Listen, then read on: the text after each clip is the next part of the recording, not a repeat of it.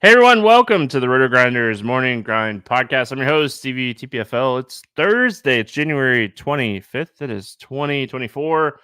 We have a 7-game NBA slate that we're going to talk about, and we're going to talk about the 2 NFL games for this weekend, kind of a combined podcast today. Anytime we're talking NFL, we got our good friend Keith Eyster, Eys819. Keith, what's happening, my friend? Not too much. Looking forward to the end of the football playoffs here. Should be an exciting couple of games left. 2 great championship games, and then obviously the big game a couple weeks from now. But I think I'm pretty confident, like with the teams that are in it, like they deserve to be there. Philly really fell off at the end. Dallas getting upset, like mildly surprising, but Detroit as a fun upstart team, have liked them all year long. Obviously, Baltimore is probably the best complete team with San Francisco right there knocking on the door. But we'll get into the Debo injury a little bit. Obviously, we'll see how healthy they can be come the weekend. But we got some basketball to talk about first. Giannis is loving being without the old coach, apparently, because dude went for a massive game on Wednesday night, 35, 18, and 10, triple-double for him. So nice first showing without Adrian Griffin there for Giannis. Yeah, he was balling out. He had 80 fantasy points. Jared Allen had a really good game as well on the other side of that game. That was the 2 guys that I had like a lot of interest in that game, and it kind of balled out. Lillard was my bust yesterday, so that worked out. The Charlotte game kind of messed me up. I was really high on the Charlotte game, and they played awful. Brandon Miller got super hot. I think he had like 11 points in like a minute and a half, and then just didn't do anything else the rest of the game, it seemed. But LaMelo had an off night. It was the first time LaMelo had scored under 20 without Rozier all season. So it was very disappointing. He had scored at least 28 in 8 of 9 games that no Rozier. So just a bad night for LaMelo. Bad night for me. I think I will end up coming out really close to break even if DeJounte Murray hits his point prop. So we'll see how that kind of ends up. That first quarter in that game was fire. So he's already at 7. So hopefully he can keep it rolling. Hope everyone's having a fantastic Wednesday night over there in YouTube. We got a cheers from Miami. Cheers. I'm only, up the coast about 8 hours, 6 hours, depending on how fast you drive. What's up, everyone else? And let's talk some basketball. Like you said, we get Utah at Washington to kick us off here. 243.5 total in this game. Jazz, 7-point favorite. Washington, second end of a back-to-back. Utah, good to go. I don't assume anybody from Washington ends up sitting here. If anything, maybe Gafford, with him missing a little bit with the concussion. But, usually concussion, they're back and they're playing, and we don't typically see downtime. So let's start here with the Utah side of this one. What do we like for the Jazz going up against the fast-paced, little defense Washington Wizards? Yeah, awesome matchup here. High total. Both of these teams a little bit tough to figure out from a rotation standpoint, though. I feel like Utah generally plays the same group of players when the games are competitive, and they've been mostly competitive recently here. They've been much better than they were to start the season, at least. So loving this matchup for them. Markkanen at 8K, I think, would be my first target. We've seen him play mid-30s minutes in close games where when Utah's getting blown out, he kind of sticks around that like 28-minute range. So I think there's good opportunity for Markkanen to get a bunch of minutes in this spot. Jordan Clarkson, kind of the guy that got, like, he just didn't get much run in the last game. They got blown out by the Pelicans. But he is capable of playing 30 minutes off the bench, and he has an awesome usage rate off the bench as well. I think he fits really well in a fast-paced game environment. So 6,200 for Clarkson. I'm loving that price tag. My biggest point of interest here on the Jazz is the big man, if I know which big man is going to play. But that's the most difficult thing. Collins has been starting. Some nights he plays 30 minutes. Some nights he plays 20 minutes. So it's very difficult. I think ownership's going to play a role in how I play it with these guys. Walker Kessler, obviously the guy behind him, but one of the best, if not the best, rebounding matchup in all of the NBA. So Collins or Kessler, one of them should smash in this spot. I'll probably have exposure to both of them.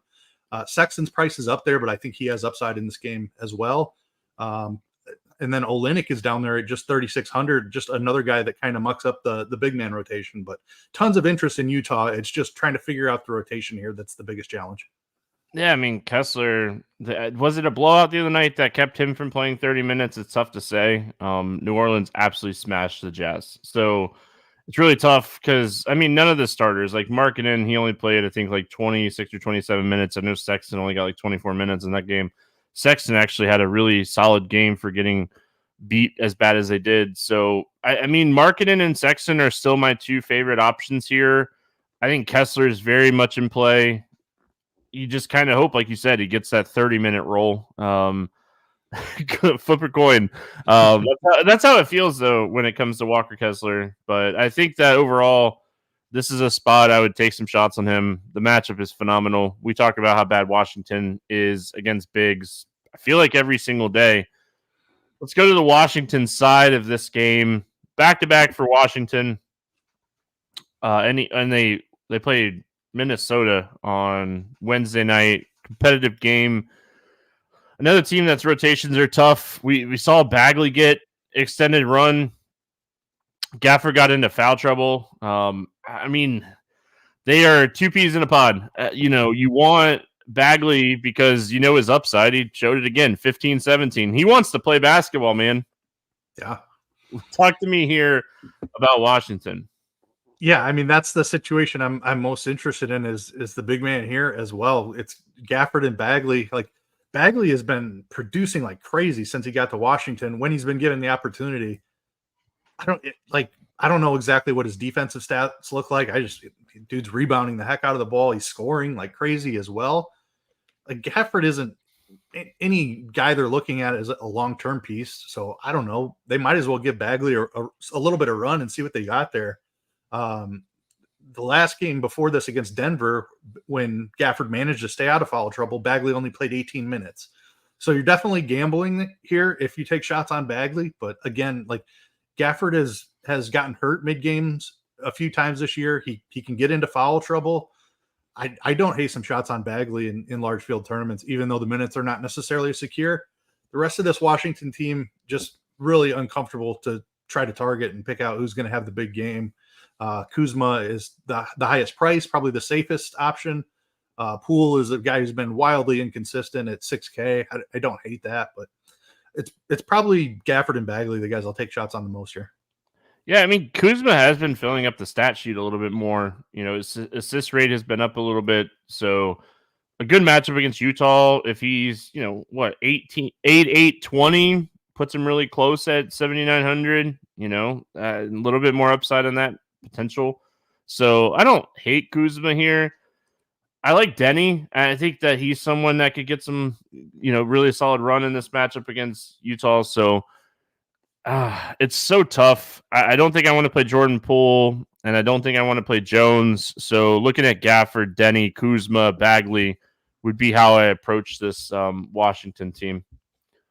Philadelphia at Indiana taking on the Pacers. 237.5 total in this game. The 76ers, I almost called them the 49ers. 76ers, a 4.5-point favorite in this one. Mo Bamba's out. Covington's out. Tobias is questionable with an illness. Melton is out. And then on the Pacers side, Halliburton's already been ruled out for this game, and Jalen Smith is questionable. Jalen Smith left the game the other night with back spasms, so we'll definitely be paying attention to that news. But let's start here with Philly.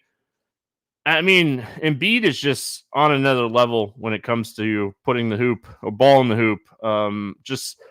He's just looking like MVP Embiid, Maxi's price is still really tough to warrant. Harris matters a lot to me because, if Harris ends up sitting this game, I think Oubre and Batum become really interesting. Morris becomes more interesting. What are you doing here with Philadelphia? How do you not just keep jamming in Embiid? I mean, you can just lock in. Yeah, just lock in 30 points. He's got, I don't know, 15, maybe more than that, games in a row with 30 points at least. Coming off a 70-point outing against the Spurs. Just wild stuff we're seeing from Joel Embiid. He's the primary target here.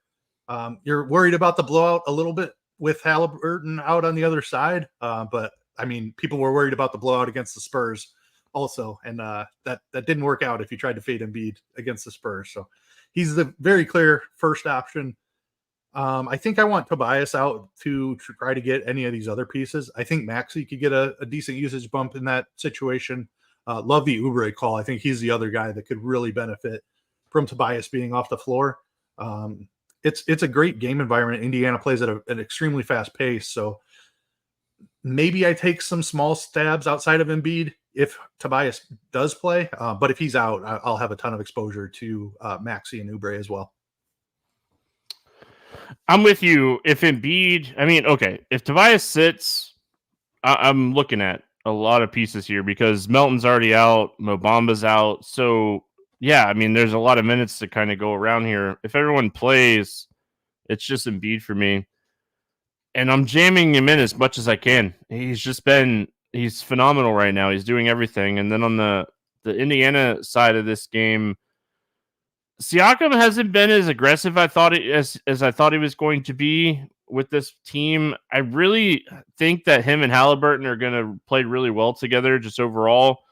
But with Siakam playing, he's just kind of hurt Miles Turner and a lot of the value on this team. We've seen TJ McConnell's minutes just all over the place. I think my favorite play from the Pacers today is nobody. Yeah, I don't hate that call at all.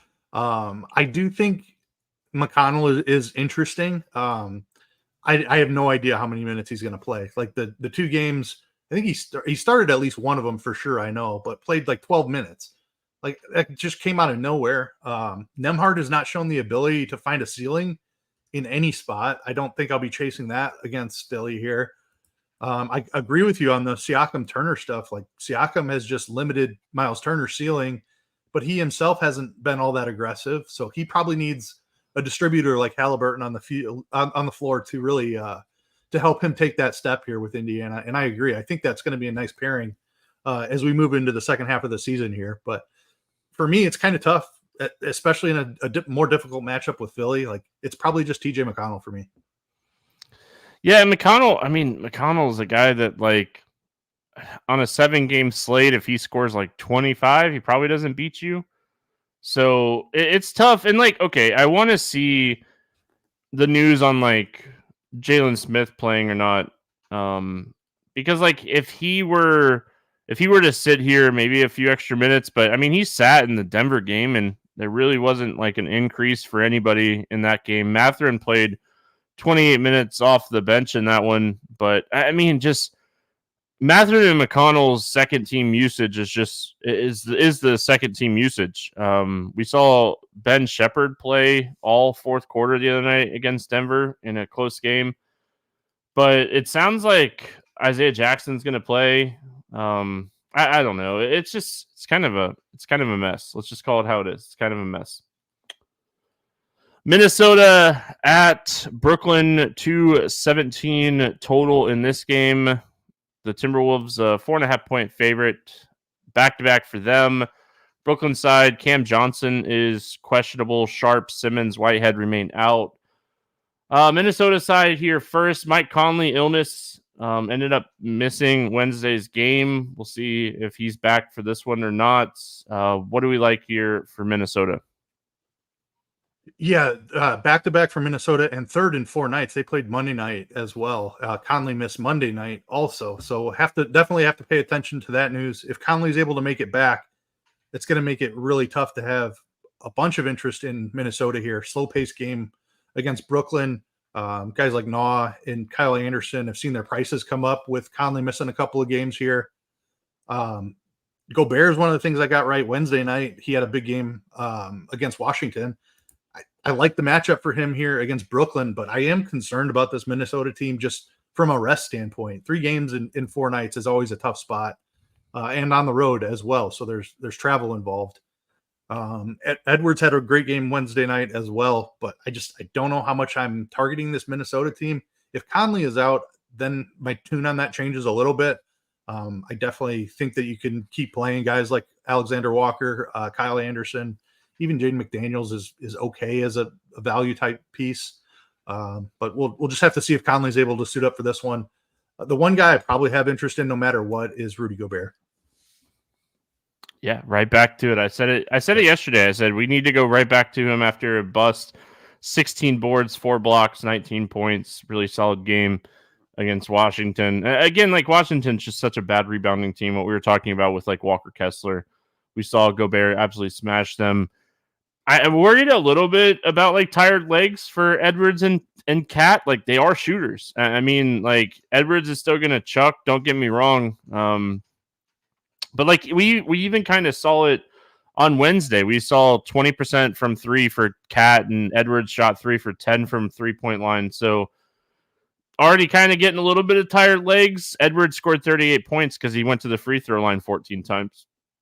So you're just a little concerned about that. If Conley sits, I mean, Alexander Walker should play 30 minutes. They're not good minutes typically, but he'll be on the floor for 30 minutes at 4,500.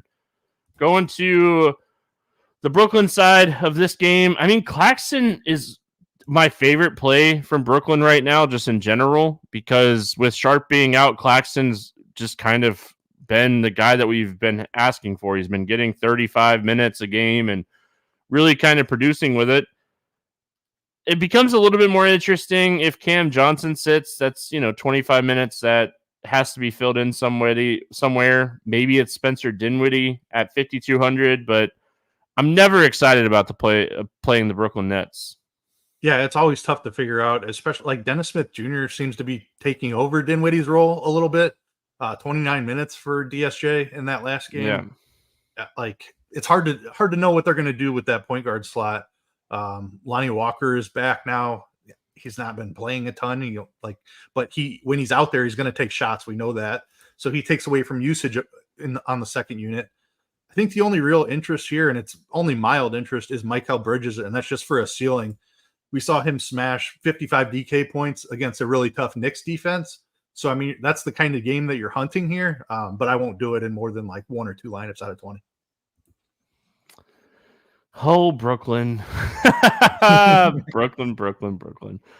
Yeah, it's a really tough team to figure out. I think you make an excellent point with DSJ. Definitely wouldn't play DSJ and Dinwiddie together. I'll say that. Again, I just think Claxton continues to be the guy. It's a really tough matchup for him in this one, but I mean, he's excelled in tough matchups plenty of times this year.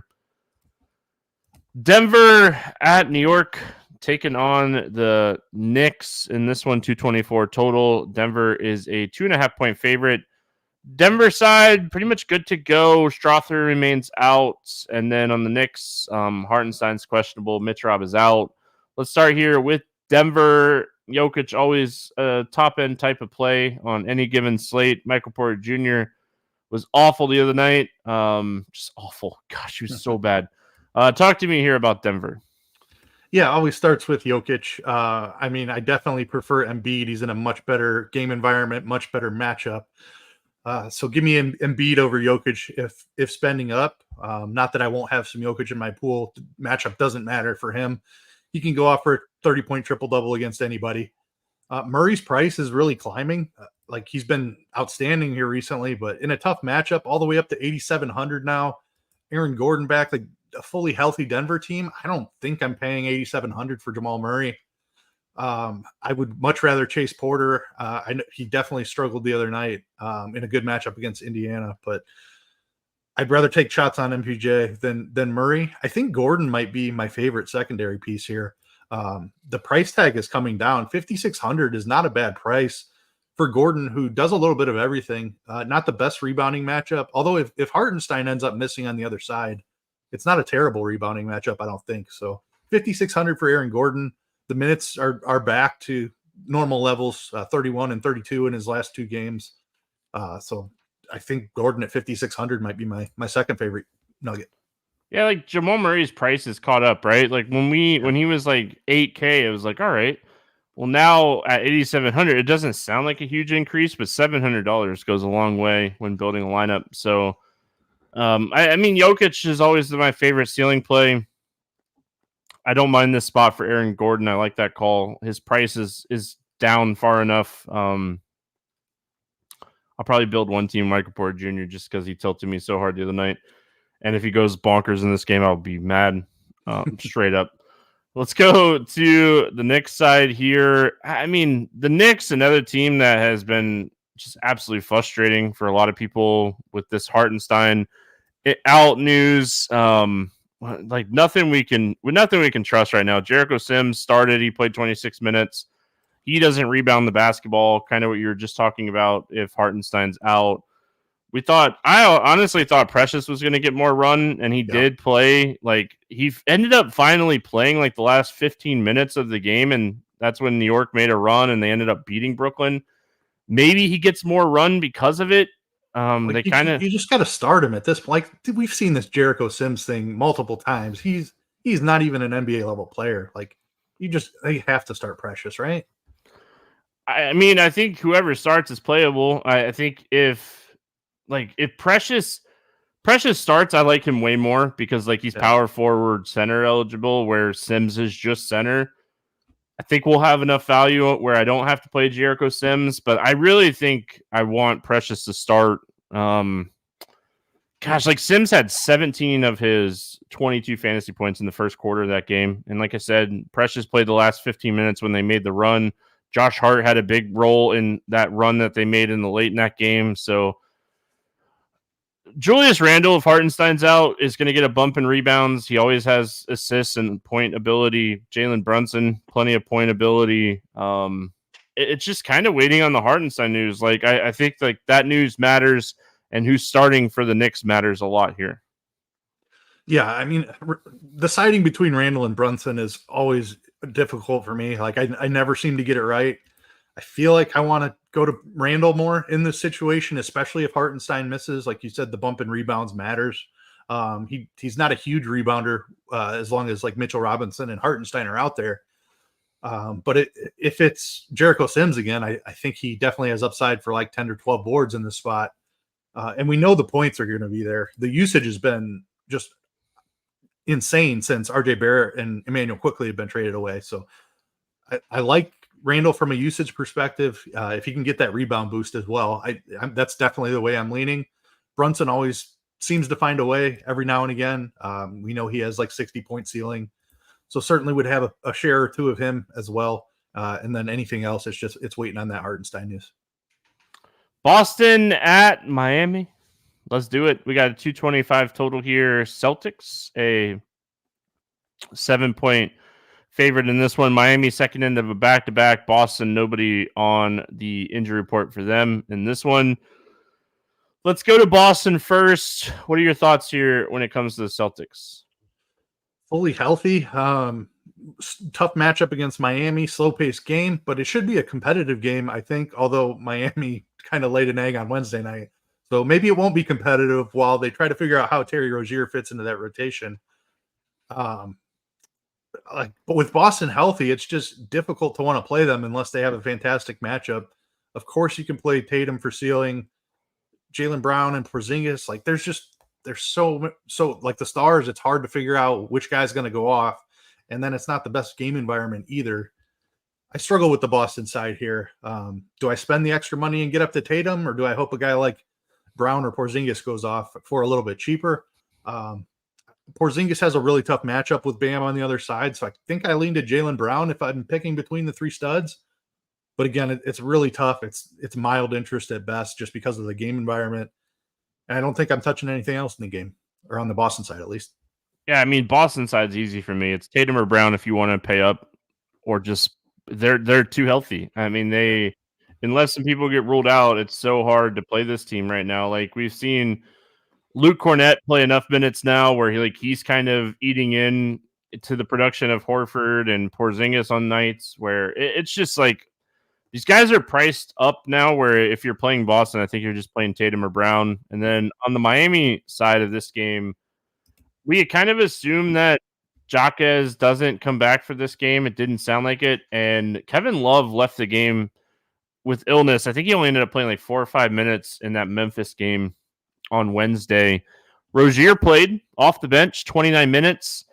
I'd be shocked if Richardson starts over Rozier on the second and back-to-back. With them giving him almost 30 minutes off the bench, I think we see Terry Rozier slide into the starting lineup and Josh Richardson slide out of the starting lineup for this one. Yeah, I agree. I feel like that was just kind of a way to get him acclimated. Expecting him to step in and run an offense that he just learned in a day or whatever amount of time he had, it wasn't much, is a big ask. So I think that's just kind of the route they were taking. And Rozier does jump in there. I don't think they traded for him to run the second unit. So I definitely expect him to start at the point alongside Hero in this spot. The other spot that's up for grab for a starter with Jaquez out, we saw Hayward Highsmith jump into. If Love is banged up as well, Highsmith could be out there for quite a few minutes. He's only 3,500. So if looking for value, he played, let me see, I just had that. I lost it. Highsmith played 24 minutes in that game. Love only played 5 minutes. So you can probably expect like 24 to 26 minutes from Highsmith if he grabs a start. Not a good matchup against Boston, but 3,500. It's tough to find guys who are going to play significant minutes at that price tag. And like I said, Love left the game with the illness, so we don't even know if he'll be playing at all in this game. So could see Highsmith play 25 minutes again. Yeah, Miami's a tough. No, go ahead. Hero and Butler are like off my list completely. Like I think Rozier, I talked about this a little bit on Crunch Time. Like Rozier could help Bam. He's just a better playmaker than Kyle Lowry. So I could see like pick and roll stuff with Bam being a little bit better. We saw Bam smash on Wednesday night. So if I was paying up for Bam, Butler, or Hero, like it's very clearly Bam in this situation for me. I will say I was on salary tags on Lineup HQ Wednesday. That's what I do on Wednesdays. And I don't know. I don't have pricing up in front of me, but Caleb Martin was really cheap on FanDuel on Wednesday. So check that. He might be cheap over there again. His role, I don't think is going to change. I think he's going to get a lot of usage on that second unit. And I think the usage goes up if Rozier ends up starting. So I don't think I want to play Caleb Martin at 4,900 on DraftKings, but if he's cheap on FanDuel again, I think you could take some shots over there on him. All right, we got Sacramento at Golden State Warriors, second end of a back-to-back, 240.5 total here. Kings, a 1.5 point favorite. Nobody on the injury report here for the Kings. Let's go to Sacramento first.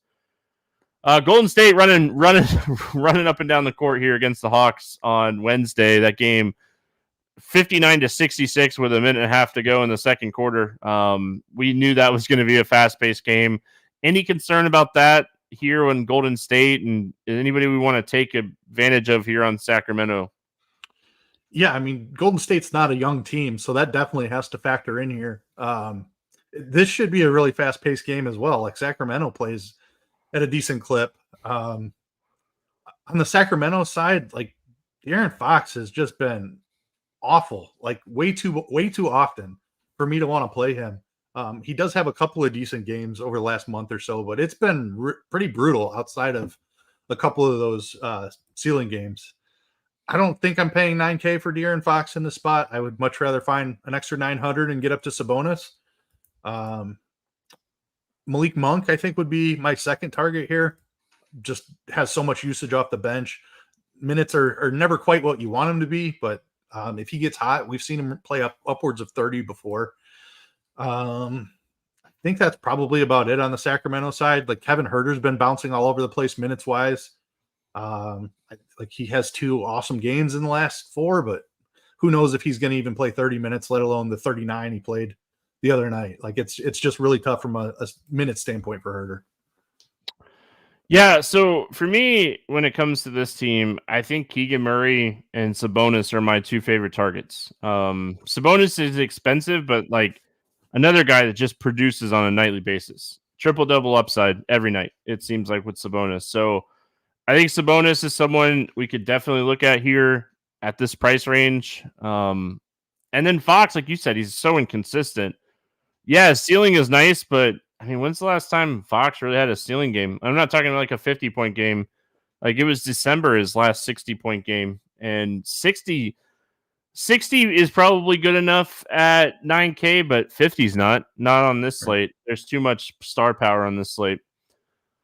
Golden State side, I mean, we talk about it all the time. One of the best things the Kings do for DFS is allow 3-pointers.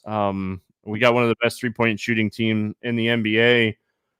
I mean, I don't like playing Curry. He's averaging 30 points in 3 outings against this team this season. We've seen Clay average about 17 points and 30 fantasy points.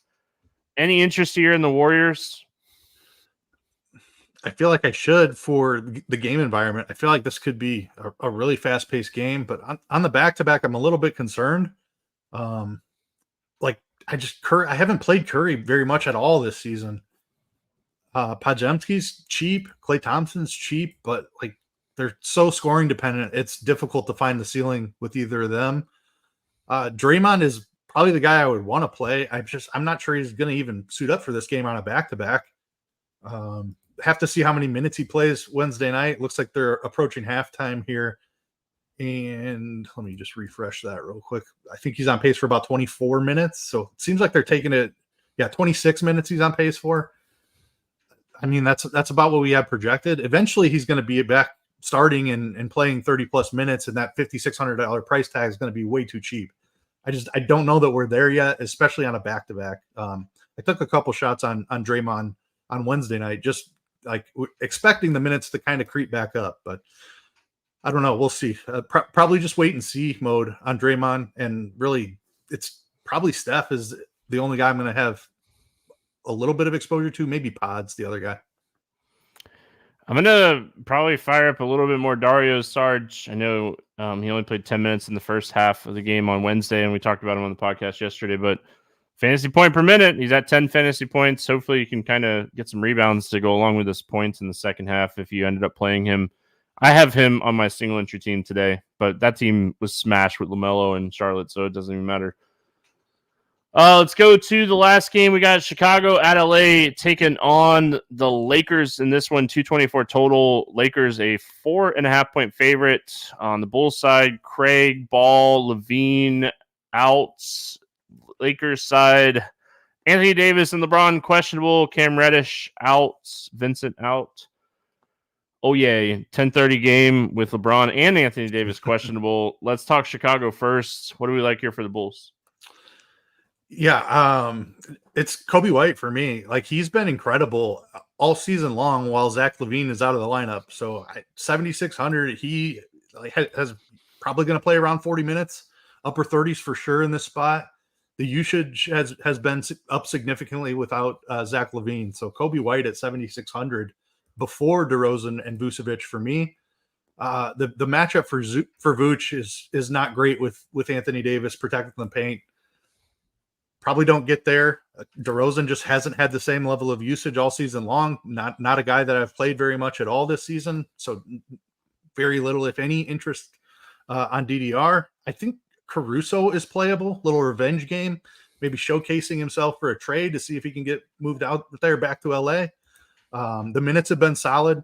He's been over 30 a couple of times here. Seemed like the injury stuff is kind of behind him.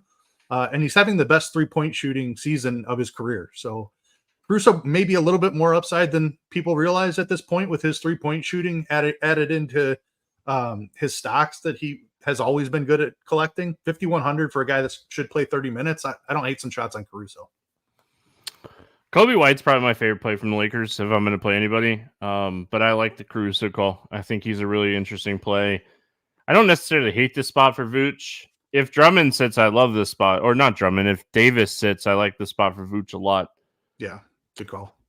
Because, I mean, to me, Vucevic would eat up Christian Wood. Sorry, Christian Wood. No offense. And Vanderbilt. Like, sorry, guys. No offense. But let's, Derek says Caruso might go off. It's like, get me out of the Chicago winter.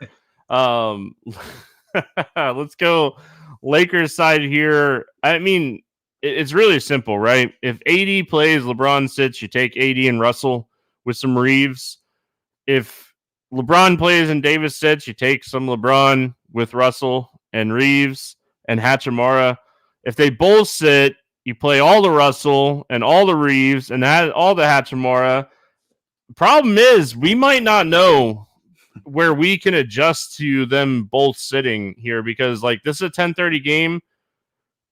And the Golden State's a 10 o'clock game, but like the Miami and every other game in front of that is a 7:30 Eastern game. So We hope this news comes out early in the day. The Lakers have been good about reporting this year, knock on wood, but it is the NBA, and like it wouldn't shock me if we get this news where we can't adjust a lot. Yeah, I mean, you broke it down perfectly on who we're playing in what scenario there. So I don't have much to add. Just going through and looking at swaps, like just loading up on Sabonis, I think with a little bit of AD, and then just pivoting a ton of Sabonis into AD if LeBron ends up sitting is the easiest kind of 1-for-1 swap that I see just at first glance here. Like there's no straight line pivots for LeBron if AD were to sit at the forward position. So you could set up some stuff with Fox if you're comfortable doing that. Steph Curry would probably be my preferred option there, and just pivot some util stuff in from Curry into LeBron if AD were to sit. But yeah, I mean, I have interest, like slow paced game against Chicago, but if one of the stars sits, I mean, you have to have interest in the Lakers. LeBron and AD just do so much for this team. If everybody is healthy and playing, I think Anthony Davis is the only real interest. It's hard to ignore what D'Angelo Russell is doing. Like since he's been moved back into the starting lineup, he has back-to-back 50-point games here. I know LeBron sat in that last one. Like I certainly don't expect 50 points for him. But if he's going to continue to play mid-30s minutes at 7K, I think he can have some interest in Russell as well. Yeah, Russell, for me to play Russell, I have to have one of these guys out. Like, I have to have one of these guys out. I don't think I can play Russell with both of them playing. All right, we're going to skip the morning grind game so we can talk some football, so we can get everything kind of fit in here. Any final thoughts on NBA before we switch over to some NFL? The first two games of the night look really, really good. And then like it's gonna be a difficult slate from a news standpoint unless we get the Lakers news early. But just kind of what the stuff that we talk about. But as always, pay attention to the news. LeBron and AD have played through Q tags plenty enough, so I would say if we don't have news, I may just load up on the early games and hope that news doesn't break bad for me late. Derek wants us to give a 6x play. You got a 6x play today? Yeah, we just talked about Kobe White. Like I think his ceiling with no Zach LaVine is tremendous.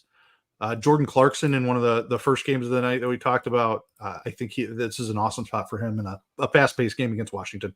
Yeah, mine was going to be Sexton. I absolutely love Colin Sexton. I think Colin Sexton's way, way too cheap for this matchup. So been producing over 38 fantasy points in 5 straight and 6,600. So if you're looking for a 6x play, I really like Sexton. I don't hate the Clarkson call, but Clarkson's so closely priced to Sexton now. I do prefer Sexton over him. All right, let's talk some football. Yeah, football. I'm excited for this weekend. I know you're probably excited as well. Just 2 really phenomenal football games. We'll see what the weather kind of does here in this Baltimore game. That could kind of put a hamper, something to definitely watch because it would make a difference. But a little bit of rain and 10-mile-an-hour winds doesn't bother me. We're going to have great wind or great weather in San Francisco for this game. Let's talk football. We start with Kansas City at Baltimore, 44.5 total in this one. Baltimore is a 3-point favorite. Let's start with the Chiefs. Nobody said they could do it, and they did it. They went into Buffalo, and I don't know if it was them doing it or Josh Allen Josh Allen played great. Okay, I'm not even going to hate on Josh Allen because I think Josh Allen played great. He had a really good game. Just a bunch of stuff, man. But let's talk Chiefs. We kind of saw Travis Kelce get back in the end zone twice. That was good to see. And we saw Jason Kelce celebrating with his shirt off. That was fantastic. Incredible stuff. Only person that can upstage Taylor Swift is Jason Kelce, so that was awesome. But there's so much stuff about like how Kylie was talking about, hey, this is the first time you're meeting Taylor. And Jason's like, yeah, I'm taking my shirt off and jumping out, and I'm celebrating with Bills Mafia.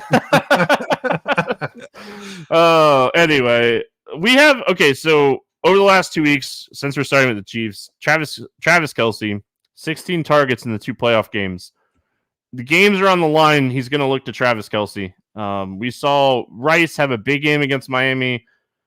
I wouldn't necessarily say he struggled in the Buffalo game. He caught all 4 targets.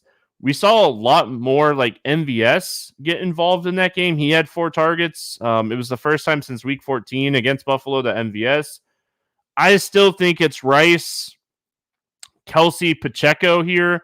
Watch the Pacheco news. I assume that he is going to play, and it's just kind of a toe injury. What are your thoughts here on Kansas City?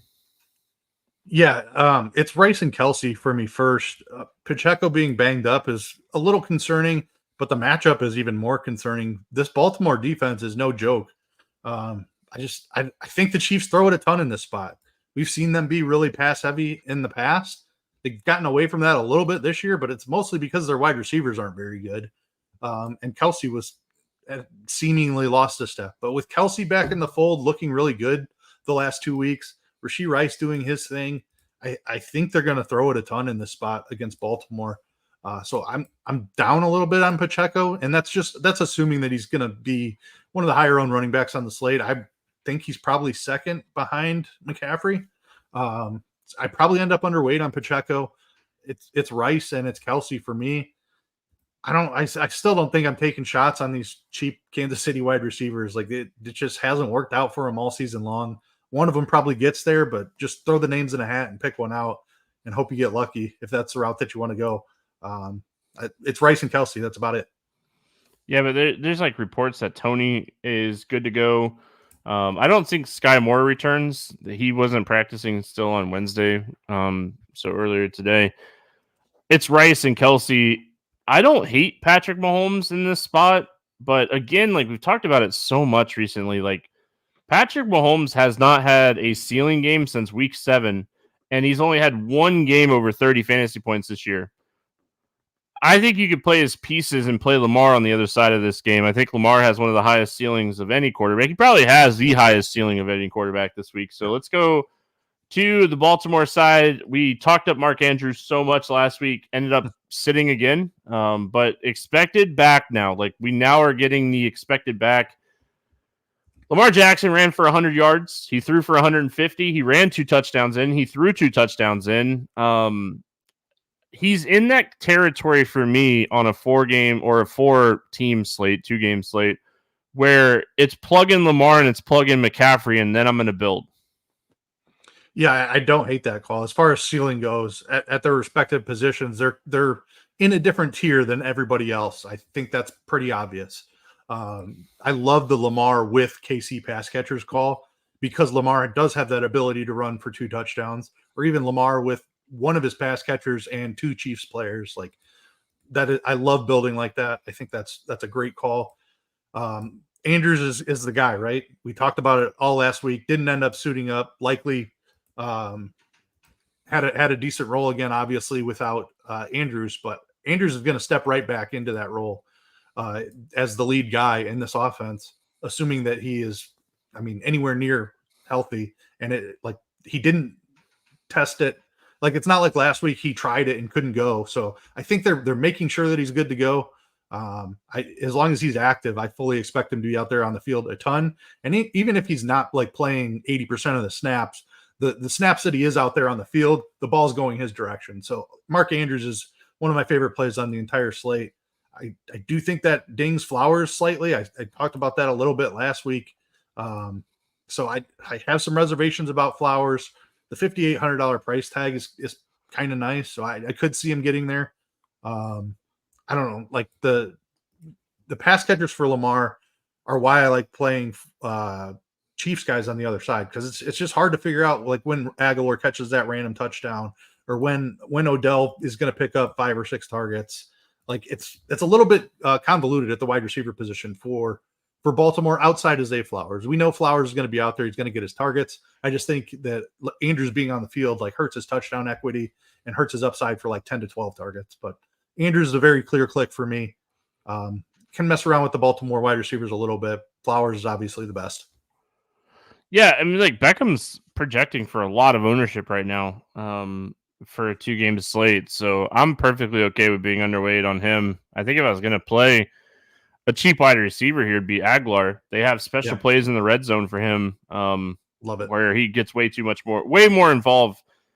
3,800. I don't hate it. My favorite pairing with him is going to be Andrews. I love Lamar. Going to be pairing him a lot with the Kansas City side.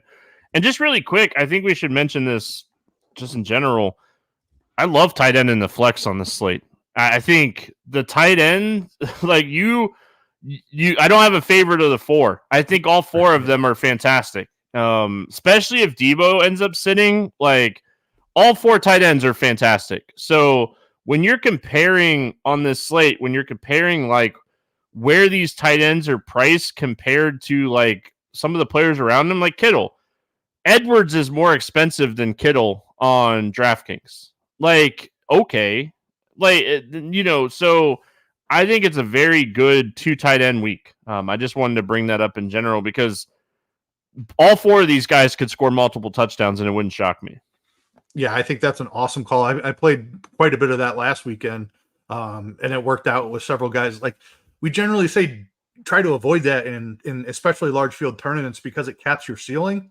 Well, not with these four guys. Like you said, all four of them have the upside for 2 touchdowns and 100+ yards. So these are 4 of the highest upside tight ends that there are, and in their price range, comparing them with wide receivers, like Zay Flowers is the only guy in the mid range.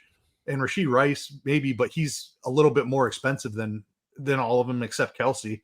Like there's not a ton of upside at wide receiver in the mid range. So unless you can get up to Amon-Ra, then maybe Ayuk and Rice, but you can save a little bit of money by going down to tight end. So I think that's an excellent point by you.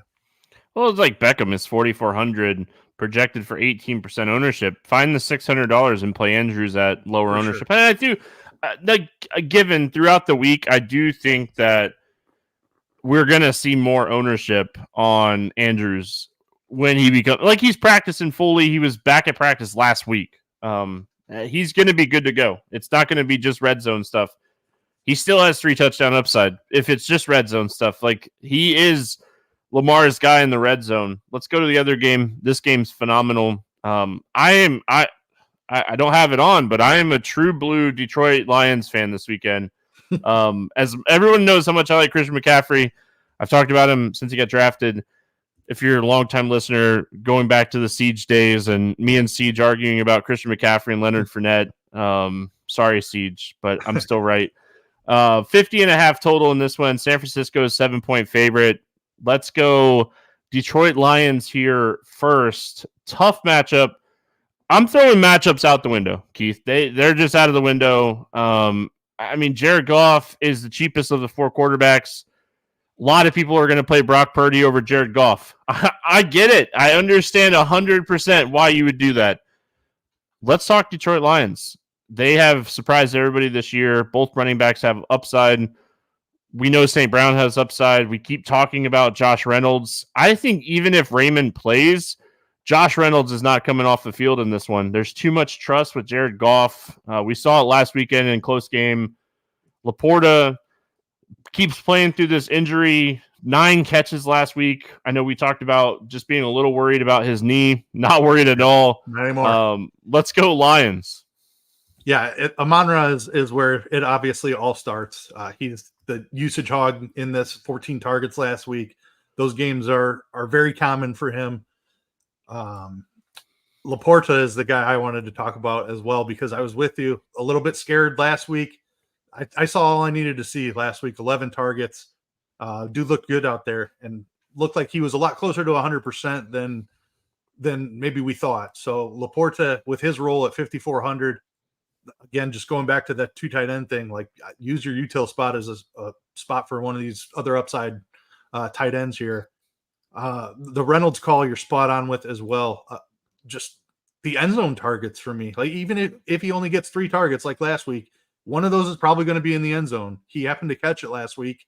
He's still only 4K. Like 1 touchdown and 1 catch, 1 touchdown at 4K is useful on a 2-game slate. Like I'm completely with you. It's Reynolds. I keep chasing Jamison Williams as well.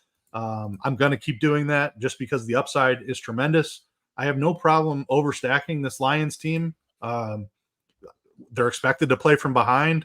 I think Jared Goff could drop back 40 times in this game. And for that reason, I'm loading up on the Detroit passing game. as much Amon-Ra and Laporta as I can fit. Throw in Reynolds and Williams as well. I don't hate playing all 4 of the pass catchers if I have Goff. Most of them I think I would limit to 3, but I think 4 is okay. From the running backs, it's always going to be Gibbs for me when they're projected to play from behind. He just has more upside out of the backfield than Montgomery. Montgomery probably has a slightly higher touchdown equity, but Gibbs still has a little bit of a roll down inside the 5 there. We've seen it a couple of times. But yeah, I'll probably be lighter on running backs. I'm almost certainly playing tight end or wide receiver in the utility. So I feel like I'm generally going to be underweight on most running backs outside of McCaffrey. But I would definitely prefer Gibbs over Montgomery. Let's talk about Brock Wright he's not going to play, fractured his forearm. They signed Zach Ertz to the practice squad. I don't know if a week's enough time. Zach Ertz is a veteran, very good pass catcher tight end. Wright was more of a blocking tight end. If Ertz is active, how many teams would you have to play before you start getting exposure to Ertz? I mean, I think he will be out there. And like the Laporta role looked incredible. But they do play a ton of 2 tight end stuff. You're right. So do they trust Ertz as a blocker? I don't know. That's what I'm worried about too. Yeah. Yeah. Like, did they just pick him up to fill the Brock Wright role would be my biggest concern. I'd probably have 1 or 2 in a 20 lineup build. I think I'm going to be way overexposed to tight ends and playing 2 tight ends and at like half my lineups type of thing. Yeah, I think in 20 lineups, I would have at least 1 Ertz, I think. Yeah, I don't mind it.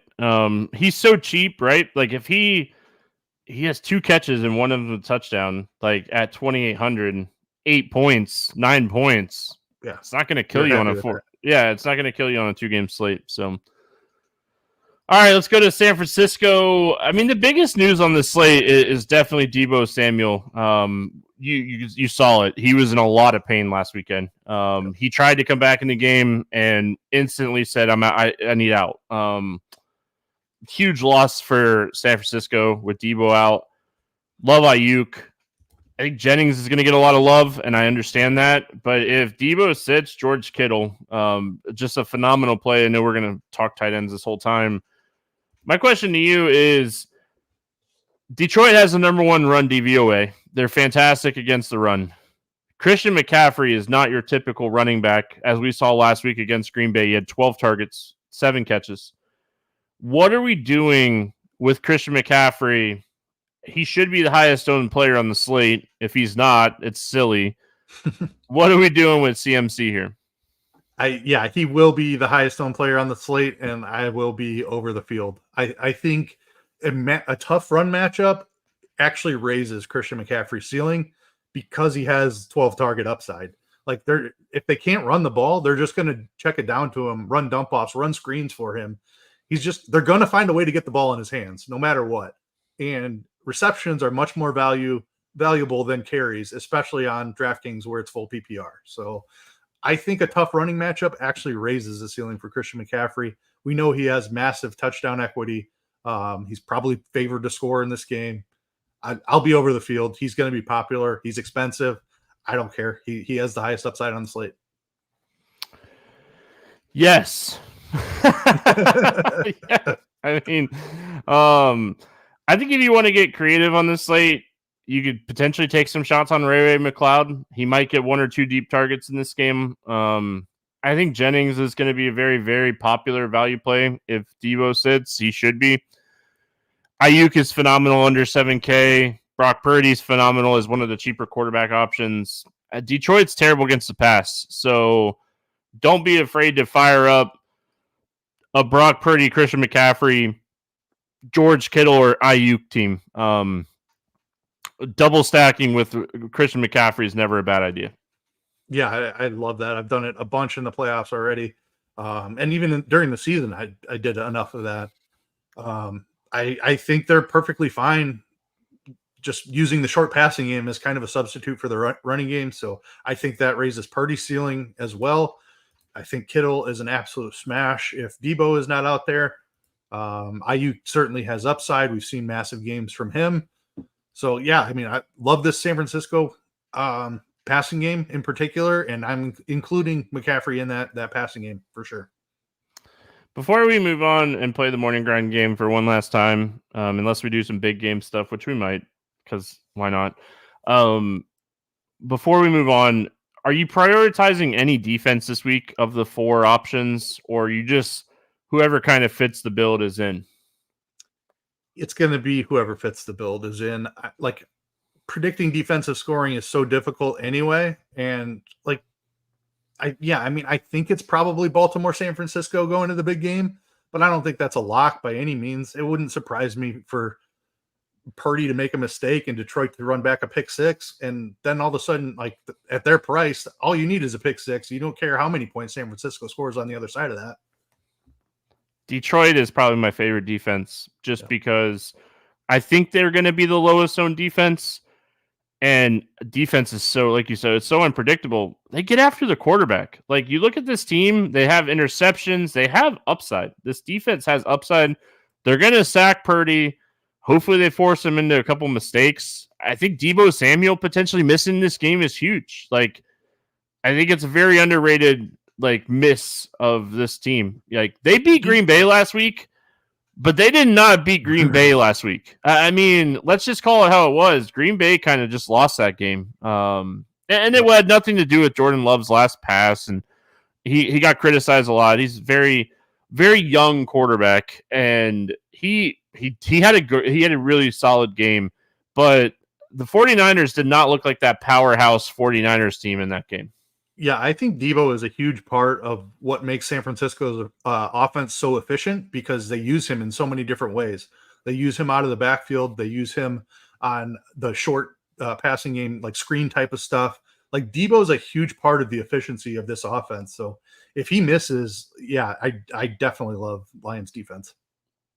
I think I'm playing Lions defense if Deebo plays or if he doesn't play. And if Deebo plays, I'm going to be underweight on Deebo for what it's worth, because shoulder injury where he was in that much pain, yeah, I mean, it's a week, but I feel like I am going to be very careful with my exposure to him. All right, let's play the morning grind game. A little bit more simulated here because it is such a small slate, but we're going to have some fun with it because that's what we do. Give me a quarterback for 300 plus passing yards here. I will go Brock Purdy. I like it. I'm going to stay in that game and go Jared Goff. Low-owned running back for a touchdown. Anybody besides Christian McCaffrey. Whoever you think is going to score a touchdown here. I will take David Montgomery. I just think the red zone role, the inside the 5 role, is a little bit better than Gibbs. Gibbs can certainly score one from further out, but if they get down there in close, they should be handing off to Montgomery.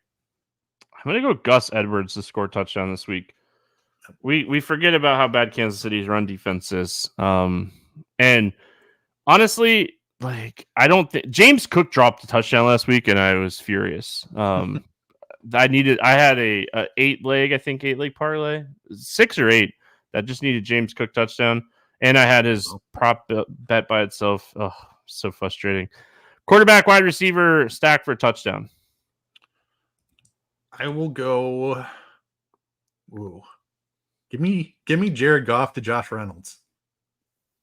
Goff to Reynolds. I like that one. Reynolds red zone roll, man. It's incredible.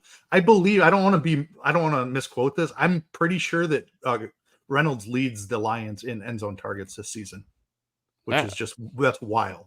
The trust is there, and they've played together before. The trust is there. Give me Mahomes to Rice. Wide receiver for 8+ targets this week.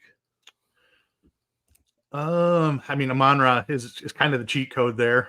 I don't love anybody else to do it, honestly. I mean, I have a second favorite. I'm gonna go Amon-Ra though.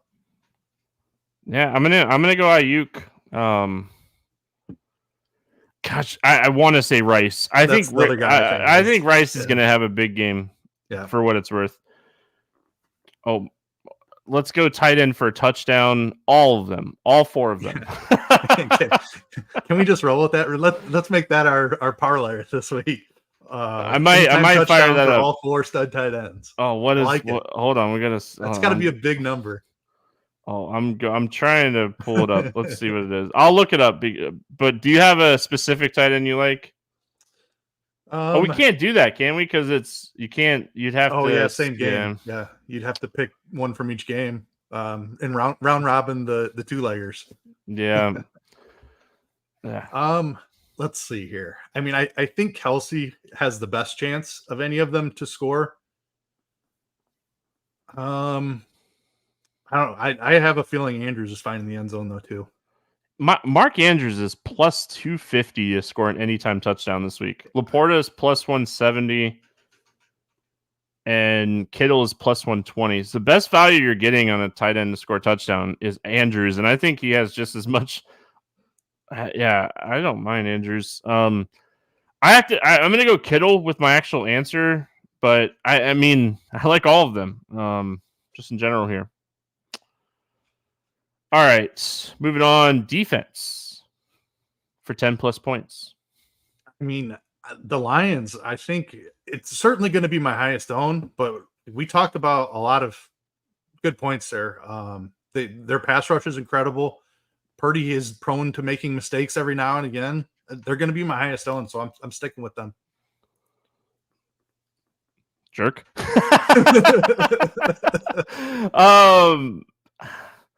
I think Baltimore is going to get a lot of love this week defensively. Give me, gosh, man, I don't want to. Give me the Chiefs. I want to save as much money this week as possible at defense, and I already kind of made my point on Detroit. But like, look at Detroit's defense over the last 5 games. They've scored at least 8 fantasy points 4 times. The Chiefs twice. The Ravens 4 times, and the 49ers defense twice. So, I mean, what's the point of spending up for defense this week? I mean, defensive touchdowns are so unpredictable. It's just, I mean, so many freak things happen for defensive touchdowns. So, I don't know. I want to spend down as much as possible. Any against the spread or money line bet that you like this week? No, like if I was picking a side, it'd probably be the 2 favorites. Let's see. I do kind of like Baltimore minus 3.5. Like Kansas City's looked a lot better this week, but Baltimore has been the better team all season long. Again, that's kind of a lean more than like super conviction on it, but yeah, Baltimore minus 3 would kind of be my lean. I already bet this one. Detroit plus 7. I like this line. You're getting a touchdown. The Lions are aggressive. Their play calling and their coaching is aggressive. I think if Debo ends up sitting in this game, it's a very evenly matched game. And, I mean, the weather is going to be great, so it's not like Jared Goff is going into the elements of Baltimore or Buffalo to play this game. So give me Detroit plus 7. Any over-unders that you like this week? No, I mean, nothing that's definitely conviction. Do you think the total in the Baltimore game's too low? Like I was looking at this and like earlier today, I was debating on betting this earlier today, and I'm still kind of waiting to decide if I wanted to bet this or not. But like 44.5 seems low for this game. Like Lamar's upside has been so incredible, and like Baltimore has scored over 30 points in 4 of their last 5 games alone. Like I feel like this total's too low. Yeah, I mean, before I started researching, my initial lean was going to be, I'll probably like the under in Chiefs Ravens. I'll probably like the over in Lions 49ers. And then I open it up and I see 44.5 in Chiefs Ravens and 50.5 in Lions Niners, and I kind of flipped them. I kind of like the over in the first game and the under in the second game, which is the opposite of how I thought I would feel. Yeah, just again, I'm still debating on if I want to bet this or not, but I mean, I kind of like it. You know what, Keith? I'm gonna fire a little parlay. We're gonna do a little on-air morning grind parlay. I'm gonna take Detroit plus 7, and I'm gonna take the over in the Chiefs game. So I like it. Fire it up. All right. Let's go to the player props and pick them here. Any player props standing out to you? Yeah, my favorite one is Brock Purdy over 29.5 passing attempts. You talked about Detroit being the best run DVOA in the league. They have Christian McCaffrey out of the backfield. They're going to get him the ball. If they struggle to run it, he's going to get a ton of checkdowns. I love that bet, and he's been under it for several weeks in a row. But just the way this game sets up, the way the Lions are such a pass funnel, I love that bet. I've already bet this. I'm with you on this one. I've already bet this one. The other one that I like is Justice Hill's under 33.5 rushing yards. So those are the two player props that I've already bet this week. But Justice Hill, he had a really good game last week. I think this is more of a Lamar Jackson kind of grinded out type of game. And I think Edwards gets a little bit more involved. It's not like Edwards is out of the mix where Justice Hill and it just seems like this is a spot we want to take the under on Hill's rushing prop. It's already, I saw it down to 31.5 on a couple books already. So when I bet this, it was 33.5. Any pick'em plays that you like this week? Let's see. Yeah, Lamar Jackson rushing yards. He had over 100 last week. The strength of the Chiefs pass defense is their secondary. So I'm kind of with you. I think that Lamar has massive upside on the ground in this matchup. 64.5. I like more than 64.5 rushing yards for Lamar. So you know what I did with Lamar on Prize Picks is I took more than 22 fantasy points. I think that number love way too low. We talked about this last week. I'm pretty sure it was you and I that were talking about this last week. So Lamar was 22 fantasy points last week, and we took 20. The more than that, he had 29 fantasy points. And Josh Allen was at 22.5, and he scored 28. So, I took I took Lamar's more than 22 fantasy score because I just thought that was too low. So I totally agree with you, and that feels a little bit like 64.5 is a big number for a quarterback. Even the best rushing quarterback, which Lamar is. But you bet the fantasy score and you get the touchdown upside as well. So I do love that angle. Good call. For what it's worth, too, if I know I mentioned this on the basketball podcast yesterday, but for those that may have not heard this, Christian McCaffrey has a pretty much free bonus type of play on Prize Picks where more than half a rushing yard, take advantage of that and make it like a 5-pick play. Now, then you're trying to get 4 out of the 5, right? Because you're going to get McCaffrey. The other one that I really like on Prize Picks, because we talked about Lamar, but I really like Jared Goff's fantasy score as well. It's sitting at 17. This seems low. He's going to be throwing the ball a ton in this game. They're going to be playing from behind is what it sounds like. So I like this one. I know it's a tough matchup, and the 49ers defense is solid, but haven't been as good lately as they've been all year. So I'm going to take more than 17 fantasy points for Jared Goff as well. But take advantage of the fantasy projections on Prize Picks because some of them are kind of soft this week. I've already done a lot with that, and you can look at our projections and kind of compare them. So do that. Keith, any final thoughts before you get out of here? This probably our last time we'll talk football until next season. So it's been a pleasure. Tons of fun, lots of success this year. So glad to hang around with everybody for a little football talk. Yeah, it's been fun. Was it our third season doing football? I know it's at least our second, right? I know. Yep. I think it's our third season. I think third. Yeah, we'll probably talk about the big game at some point. We'll probably throw it to the end of a basketball podcast, but I haven't made the February schedule yet. February schedule has already given me gray hair, Daytona 500 and NASCAR coming back.